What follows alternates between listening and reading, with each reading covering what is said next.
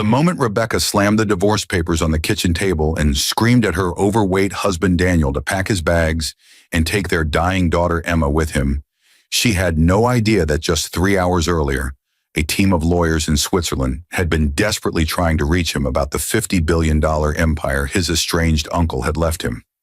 Daniel, a broken man who'd worked double shifts as a janitor at Morrison Tech, while his boss Trevor Morrison seduced his wife in luxury hotels, stood there trembling as Rebecca announced she was marrying Trevor. The very man who'd humiliated him daily, made him clean toilets while other employees laughed, and who now wanted his family. But as Rebecca shoved Daniel toward the door with their feverish 7-year-old daughter clutching her worn teddy bear, as Trevor arrived in his Bentley and spat directly in Daniel's face, while Rebecca laughed and filmed it on her phone, as they drained their joint account of Daniel's life savings to fund their lavish wedding, none of them could have imagined what would happen when that wedding invitation arrived at Daniel's new address. What did the inheritance letter reveal that made Daniel's hands shake? Why did Trevor's face turn white when Daniel walked into that wedding venue? And what kind of revenge could a poor, humiliated janitor possibly unleash that would crush them forever? Daniel Whitmore had always been a big man, not just in weight, but in heart. His 280-pound frame carried years of disappointment, failed diets, and the kind of emotional eating that comes from watching your dreams dissolve one French fry at a time.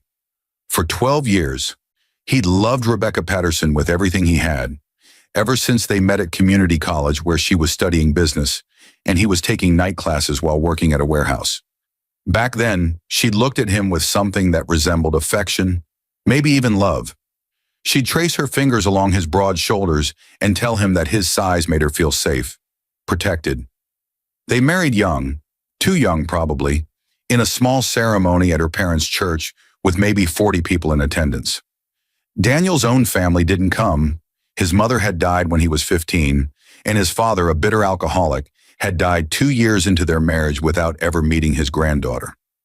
Emma arrived 3 years into their marriage, a perfect little girl with Rebecca's green eyes and Daniel's gentle smile. Those first years had been magical despite their financial struggles. Daniel worked wherever he could find employment, and Rebecca managed a small boutique while Emma grew from infant to toddler to the bright-eyed kindergartner who loved butterflies and drawing pictures of their little family. But somewhere around Emma's 5th birthday, things shifted. Rebecca grew distant, critical.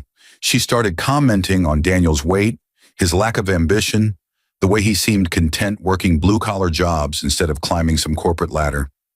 She joined a gym, lost 30 pounds, started wearing makeup to work every day, and coming home later and later. Daniel remembered the first time he met Trevor Morrison.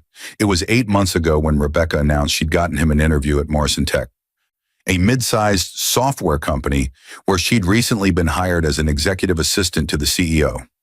Trevor Morrison was everything Daniel wasn't: tall, lean, tanned, with silver hair and a smile that belonged on a billboard. At 45, he had that distinguished look of success, the kind of man who wore $1,000 suits and Swiss watches. The interview had been humiliating. Trevor had looked Daniel up and down, smirked, and offered him a position as a janitor. Rebecca had squeezed Daniel's hand and whispered, "Just take it. We need the money for Emma's medical bills." Because by then, Emma had started getting sick. The headaches came first, then the fatigue, then the nosebleeds that wouldn't stop. The doctors ran tests, then more tests. Pediatric leukemia, they finally said. The words landing like bombs in that sterile hospital room. Stage 2, treatable, but requiring aggressive chemotherapy that their insurance barely covered. Daniel took the janitorial job because Trevor offered health benefits, and he'd have cleaned 1,000 toilets if it meant Emma could get treatment. What he didn't know was that Trevor had been planning this all along, that Rebecca had already been seeing him for 2 months before she arranged Daniel's employment, that every night Daniel spent mopping floors and scrubbing urinals. Trevor was texting his wife obscene messages and planning their future together. The humiliation at Morrison Tech became Daniel's daily bread. Trevor made sure of it. He'd walk past Daniel in the hallways with other executives and make loud comments. "Careful, gentlemen. Wide load coming through. Daniel, you missed a spot, just like you've missed every opportunity in life. The other employees, eager to impress their CEO, would laugh. Some took photos. Daniel found himself as the punchline in the company's group chat, memes of his large frame with cruel captions. He endured it all because Emma needed that insurance, because the chemo was working, because he still believed Rebecca loved him enough to weather this storm together. But Rebecca had already made her choice. She moved through those months with increasing boldness, coming home smelling of expensive cologne, changing her phone password, smiling at texts Daniel couldn't see. He suspected, but couldn't prove, and part of him didn't want to know because knowing would mean losing the last shred of normalcy Emma had. His daughter was fighting for her life, while his wife was falling in love with the man who tormented him daily. The cruelty of it was almost Shakespearean. The flashback that haunted Daniel most was from 6 months ago, before he knew about Trevor and Rebecca's affair. Emma had been having a good day, her white blood cell count up, her energy returned. She'd asked him to take her to the park, just the two of them, daddy-daughter time. Daniel had pushed her on the swings, his big hands gentle on her small back, and she'd laughed, actually laughed for the first time in weeks. "Daddy," she'd said, her voice small and sweet, "when I get better, can we go to Disneyland? Just you and me and Mommy?" Daniel had promised they would, had built that promise up in his mind as something to work toward, something to give meaning to the degradation he endured daily. But even then, Rebecca had been in a hotel room with Trevor, planning her exit, counting the days until Emma's next round of chemo was covered, calculating the exact moment when she could leave without looking like a complete monster. That moment came on a Tuesday evening in late September. Daniel had worked a double shift, cleaning up after a corporate event where Trevor had given a speech about innovation and excellence, while making eye contact with Rebecca the entire time.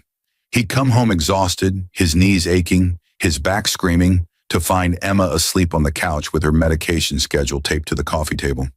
Rebecca sat at the kitchen table, her face made up perfectly, wearing a dress he'd never seen before.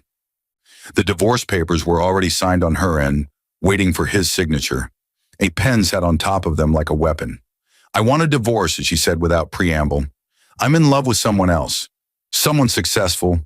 Someone who isn't an embarrassment." Daniel had stood there, his mind struggling to process the words. "Rebecca, Emma needs..." She'd cut him off. "Emma needs a mother who isn't dying inside, married to a fat failure. Trevor can provide the life I deserve, the life we both deserve." That's when the truth spilled out, every detail designed to wound. The affair had lasted 8 months. Trevor was leaving his own wife. They'd already looked at houses together, expensive ones in gated communities. And the real knife twist, Trevor had only hired Daniel to keep him close, to humiliate him, to make Rebecca's eventual departure even sweeter.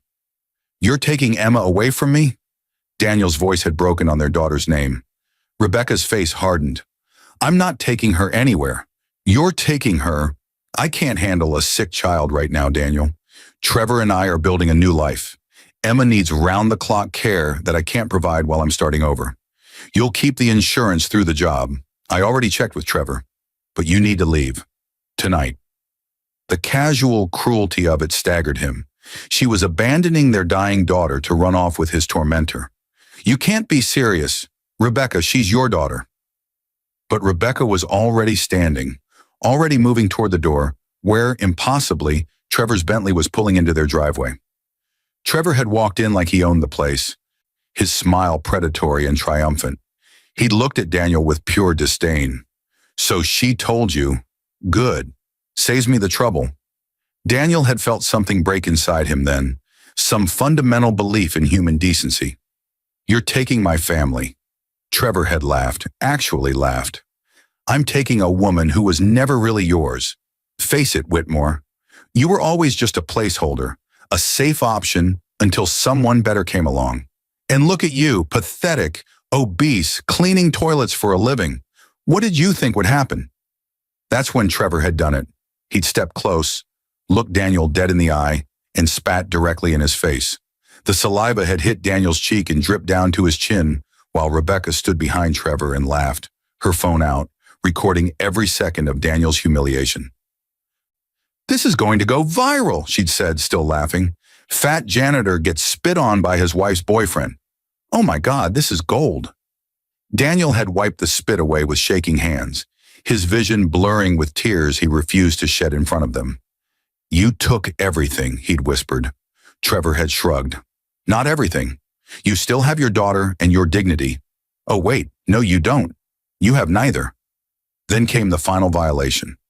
Rebecca logged into their joint bank account on her phone right there in front of him and transferred every penny, $47,000 they'd saved over 12 years.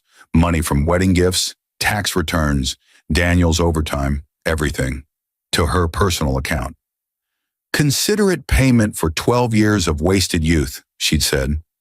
Within an hour, Daniel had been on the street with 2 suitcases, his daughter wrapped in a blanket and crying softly and nowhere to go. Emma, in her fever and confusion, kept asking why Mommy wasn't coming, why they had to leave, if she'd done something wrong. Daniel had carried her to his 15-year-old Honda, secured her in the back seat, and driven to the cheapest motel he could find, paying for 3 nights with the $78 in his wallet. That night, holding Emma while she shook with fever and fear, Daniel hit a bottom he didn't know existed. He'd failed as a husband, couldn't protect his daughter, had no money, no home, no future. He'd sat in that motel bathroom after Emma finally fell asleep and looked at himself in the mirror. Really looked, and seen nothing but a broken man who'd been beaten by life. What Daniel didn't know, what he couldn't have known as he sat in that grimy motel contemplating the darkest thoughts a human can have, was that 3 hours before Rebecca had served him those divorce papers, a law firm in Geneva had been desperately trying to reach him. His father had been the black sheep of the Whitmore family, disowned at 21 for alcoholism and marrying below his class. But Daniel's uncle, Nathaniel Whitmore, had built a fortune that would have been impossible to imagine. Nathaniel had started with a small investment firm in the 1970s, and through brilliant decisions, ruthless business acumen, and remarkable luck, had built an empire spanning pharmaceuticals, tech, real estate, and manufacturing across 4 continents. When Nathaniel died at 78 with no children of his own, his will had specified that everything go to his only nephew, Daniel Whitmore. The lawyers had called Daniel's old number, which was disconnected. They'd gone to his old address, where Rebecca refused them entry and claimed she didn't know where he'd gone.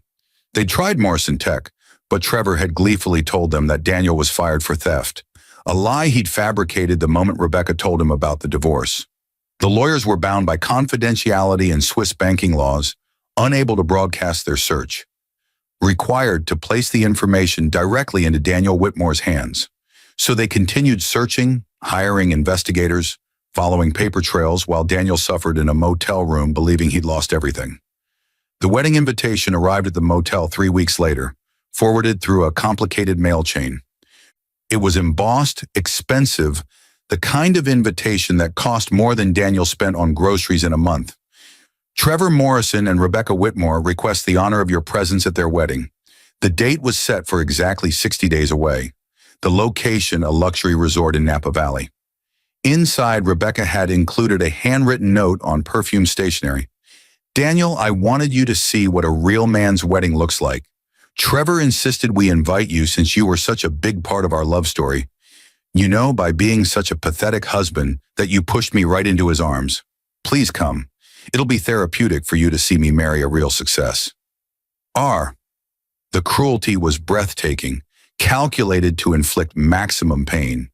They wanted him there to witness his final defeat, to see Rebecca in a designer wedding dress marrying the man who destroyed him, to publicly seal his humiliation.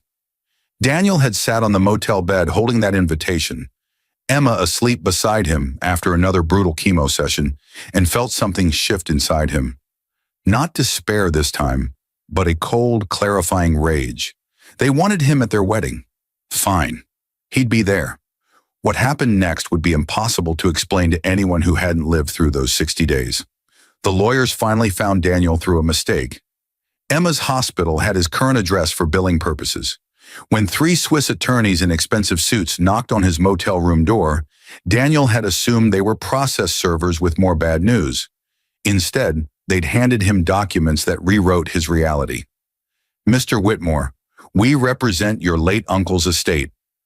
You are the sole beneficiary of holdings valued at approximately $50 billion. The words hadn't made sense at first. Daniel had made them repeat it 3 times. 50 billion, with a B, holdings across multiple countries, investment portfolios, real estate, companies, assets so vast they required a team of accountants to fully catalog. There were conditions, of course. Nathaniel had been eccentric, disappointed by how wealth corrupted people. His will stipulated that Daniel couldn't reveal his inheritance to anyone for 90 days. Time meant to see who stood by him when he had nothing. After 90 days, he'd gain full control. Until then, the lawyers would manage everything. But Daniel would have access to unlimited funds through secure channels. More importantly, Nathaniel had left specific instructions about vengeance. If anyone had wronged Daniel during his poverty, Nathaniel's will authorized the use of estate resources to deliver justice. The old man had apparently been betrayed enough times in his life to understand the value of settling scores. Daniel's transformation began immediately, but quietly. He moved Emma into a private hospital suite under a false name, hired the best pediatric oncologists in the world, secured experimental treatments not available to the public. Within 2 weeks, Emma's condition stabilized, then improved. The joy in his daughter's eyes as her energy returned, as she started playing again, laughing again, was worth more than all $50 billion. He told her they'd received help from a charity, that everything would be okay now, that Daddy was going to fix everything, and he meant it. For Trevor and Rebecca's wedding, Daniel planned something they'd never forget. He hired investigators who uncovered Trevor's entire business history, the embezzlement, the SEC violations he'd covered up, the mistresses he'd paid off, the company funds he'd diverted to offshore accounts. Rebecca's background revealed its own surprises: credit card fraud from her early 20s, false insurance claims, a pattern of seducing and manipulating wealthy men. Daniel compiled it all into a dossier that would destroy them both, but he wouldn't release it. Not yet. First, they needed to see him. They needed to understand what they'd thrown away. The 60 days passed in careful preparation. Daniel used his uncle's resources to not just survive, but to engineer perfect revenge. He bought Morrison Tech through a shell corporation, appointed new management with instructions to investigate Trevor's finances. He purchased the luxury resort where the wedding would take place. He acquired the company that printed their wedding invitations. Every detail of their celebration would be touched by the man they'd spat on, laughed at, destroyed. And they'd have no idea until the perfect moment. On the wedding day, Trevor and Rebecca stood at an altar decorated with $200,000 worth of flowers, surrounded by 300 guests who represented the social elite they so desperately wanted to join. Rebecca wore a Vera Wang dress that cost more than Daniel used to make in a year. Trevor looked smug in his custom Italian tuxedo, already half drunk on expensive champagne, making jokes to his groomsmen about his fat ex-janitor and how pathetic it would be if Daniel actually showed up. "Imagine," Trevor slurred to the best man, "that loser walking in here. What's he gonna do, clean our toilets?" The groomsmen laughed, glasses clinked, and Rebecca preened in front of mirrors, believing she'd finally achieved the life she deserved. Then Daniel walked in, but not the Daniel they remembered. In 60 days, with access to the world's best trainers, nutritionists, and surgeons, Daniel had transformed. He'd lost 80 pounds through intensive work and surgical assistance. He wore a Tom Ford tuxedo that fit his still large but now powerful frame perfectly. His hair was professionally cut, his beard trimmed and distinguished. He moved with confidence, flanked by 2 attorneys and a security team. The room fell silent as he walked down the aisle, every eye turning to watch. Rebecca saw him first and actually gasped, her face going white. Trevor turned, his champagne glass slipping from his fingers to shatter on the marble floor. "Hello, Rebecca." "Trevor," Daniel said, his voice carrying through the suddenly quiet venue. "Thank you for inviting me to your special day. I wouldn't have missed it for anything." Rebecca tried to speak, but no words came. Trevor recovered first, his face flushing red with anger and something else. Fear. "What the hell are you doing here, Whitmore? Security—" But Daniel held up a hand, and the security team, his security team, all employees of the resort he now owned, stepped forward. I own this venue, Trevor. I own the company you work for, or rather worked for, as you were terminated this morning for embezzlement. I own the bank that holds your mortgage, and I have something for you both." One of the attorneys stepped forward and handed Rebecca and Trevor each a folder. Inside were the divorce papers Rebecca had forced Daniel to sign, now voided because she'd committed fraud by draining their joint account before the divorce was finalized. Also inside were criminal complaints filed with the district attorney: fraud, embezzlement, identity theft. Bank statements showing where their stolen money had gone. Photographs of Trevor with various mistresses, times and dates stamped. Rebecca's credit card fraud from years ago. Statute of limitations not yet expired. Everything that would destroy them, laid out in meticulous detail. "The police are waiting outside," Daniel said quietly. "You're both under arrest. The wedding is canceled, your assets are frozen, and Emma, our daughter Rebecca, the one you abandoned when she was dying, she's in remission now. Fully in remission, thanks to treatments I was able to afford through an inheritance you knew nothing about." The revelation hit them like a physical blow. "Inheritance?" Rebecca whispered, her voice breaking. Daniel smiled, and it wasn't kind. $50 billion. Inherited 3 hours before you kicked me out. The lawyers were trying to reach me while you were filming Trevor, spit in my face. All you had to do was love me, Rebecca. Love our daughter. Be a decent human being. Instead, you chose this." He gestured at Trevor, who stood frozen, his face ashen. Was it worth it? Was he worth losing $50 billion? Worth abandoning Emma? Worth becoming a criminal? Rebecca's legs gave out and she collapsed in her expensive wedding dress, tears streaming down her face, completely destroyed. Trevor tried to run, but security caught him at the door. As police led them both away in handcuffs, Daniel stood in the center of that ruined wedding venue and felt not triumph, but a deep, profound sadness for who they might have been if they'd chosen differently. He'd won, but victory tasted like ashes because Emma still had to grow up knowing her mother had abandoned her, because cruelty had scarred all of them, because revenge didn't actually heal the wounds they'd inflicted. But it was justice, cold and complete. And as Daniel walked out into the California sunshine, his phone rang with Emma's voice, asking when Daddy would be back to read her bedtime story. He realized he'd gained something more valuable than revenge. He'd gained the chance to give his daughter the life she deserved. The rest, all of it, was just money and justice. His real wealth was sleeping in a hospital bed, healthy and loved, waiting for him to come home. 5 years later, Daniel Whitmore stood in the doorway of Emma's bedroom, watching his 12-year-old daughter sleep peacefully, her breathing steady and strong. The butterfly nightlight she'd insisted on keeping cast gentle shadows across walls decorated with artwork she'd created herself. Vibrant paintings of families, gardens, and hope. On her desk sat a framed photograph from last month's trip to Disneyland. The promise he'd made in that park 6 years ago, finally fulfilled. Emma was cancer-free, had been for 4.5 years, and the doctors used words like miracle and complete remission with increasing confidence. The house, a modest 4-bedroom in a quiet suburb, nothing like the mansions his wealth could afford, was filled with the comfortable silence of contentment. Daniel had learned that money couldn't buy happiness, but it could remove the obstacles that prevented it. He'd established the Emma Whitmore Foundation, dedicating $3 billion to pediatric cancer research and providing free treatment to families who couldn't afford it. Hundreds of children were alive because of resources he directed toward finding better treatments, gentler chemotherapies, innovative approaches that gave families hope instead of bankruptcy. Morrison Tech had been restructured completely.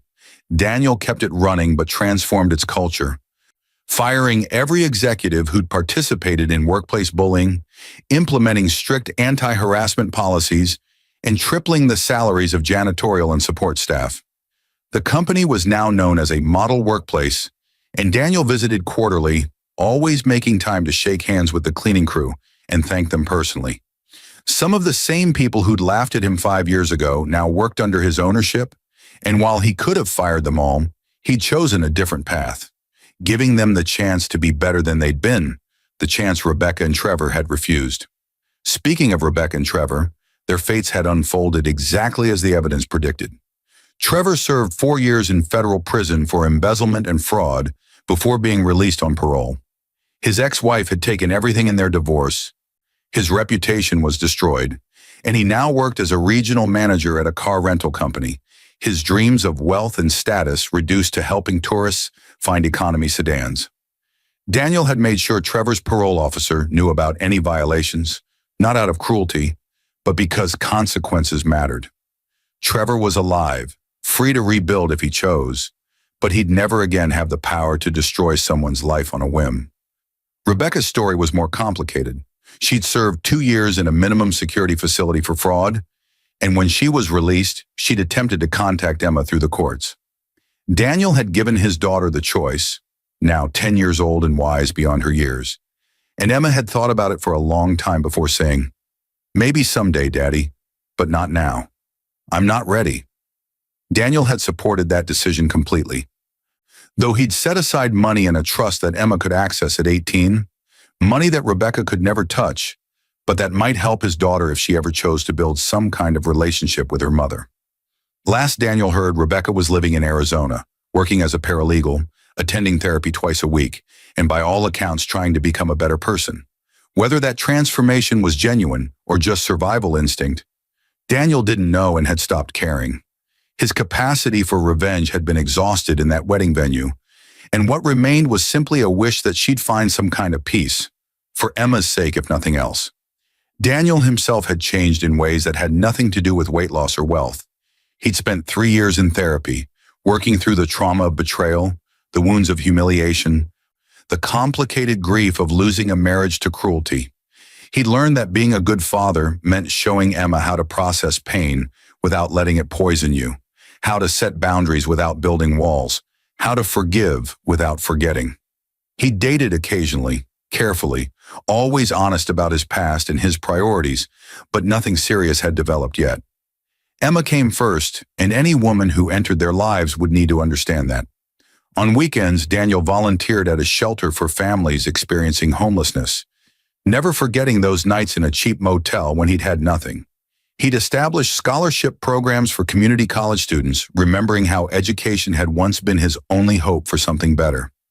He'd become a different kind of wealthy person than his Uncle Nathaniel, not isolated and suspicious, but engaged and generous, believing that money was a tool for reducing suffering rather than a scoreboard for measuring worth. As he closed Emma's door and walked downstairs to his study, Daniel passed the mirror in the hallway and caught his reflection. He'd kept most of the weight off, not through obsession, but through healthy habits born from wanting to be alive and active for his daughter's future. The man looking back at him was 42 years old, graying at the temples with smile lines around his eyes that hadn't been there 5 years ago. He looked like someone who'd survived a war and learned something from it. On his desk sat the wedding invitation that had started everything, preserved now in a frame, not as a trophy, but as a reminder. Beneath it, Emma had placed a drawing she'd made last year, a stick figure of a large man holding the hand of a small girl, both smiling with the words, "My hero daddy," written in crayon across the top. That was the revenge he'd never planned for, the victory he'd never anticipated, being loved purely and completely by someone who saw past his flaws, to the father who'd never abandoned her, even when her mother had. Daniel picked up his phone and scrolled to a text from Emma's oncologist. "All clear on today's scans. See you in 6 months. She's a miracle, Daniel." He read it again, let the relief wash over him again, and then did something he'd done every night for 5 years. He went to the small chapel he'd built in the garden, a quiet space with stained glass windows depicting butterflies, and he gave thanks. Not to his uncle's money, not to his successful revenge, not even to justice served, but to the simple, profound gift of his daughter's laughter echoing through their home, healthy and whole in his. That was the inheritance that mattered. Everything else was just the story of how he'd earned the right to keep it.